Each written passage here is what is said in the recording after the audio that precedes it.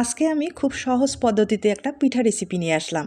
কোনো রকম ঝামেলা ছাড়া সহজ উপায়ে তৈরি করা যাবে, খেতে ভীষণ সুস্বাদু। আপনারা চাইলে পুরো বছর সংরক্ষণ করে খেতে পারেন। প্রথমে চালের গুঁড়োর একটা ডো তৈরি করে নিতে হবে, স্বাদ মতো লবণ, ফুটন্ত গরম জল দিয়ে একটা ডো তৈরি করে নিতে হবে। ডোটা ভালোভাবে মথে নিতে হবে। তবে আপনাদের হাতের কাছে চালের গুঁড়ো না থাকলে আপনারা কিন্তু আটা ময়দা দিয়ে তৈরি করে নিতে পারেন, তবে একই প্রসেসে। এবার যেটা করতে হবে, সামান্য ডোয়ে আমি একটু ফুড কালার ব্যবহার করলাম। পিঠাটার মাঝখানে সামান্য একটু ব্যবহার করলে দেখতে ভালো লাগবে, তবে আপনারা চাইলে স্কিপ করতে পারেন। আর যদি ভালো লাগে তাহলে কিন্তু আপনার পছন্দ মতো ফুড কালার ব্যবহার করতে পারেন। এবার আপনাদের পিঠার ডিজাইনটা তৈরি করে দেখিয়ে দিচ্ছি। আমি কিন্তু এখানে কলার পাতা ব্যবহার করব।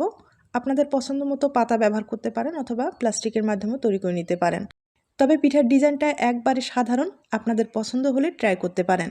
আমি একইভাবে কয়েকটা পিঠা তৈরি করে নিলাম। এখন কিন্তু ভাপিয়ে নিতে হবে, আর ভাপিয়ে নিতে বেশি সময় লাগবে না, 30 সেকেন্ডের মতো ভাপিয়ে নিলেই হয়ে যাবে। আর ভাপিয়ে নেওয়ার পরে এগুলো কিন্তু শুকাতে হবে। আপনাদের রোদ্রের ব্যবস্থা থাকলে রোদ্রে শুকিয়ে নেবেন। আর যেহেতু চালের গুঁড়োর পিঠা, এগুলো কিন্তু রোদ ছাড়াও খুব সহজেই শুকিয়ে যাবে। হালকা আলো বাতাসের মধ্যে রাখলেও শুকিয়ে যাবে, অথবা ফ্যানের নিচে রেখে শুকাতে পারেন।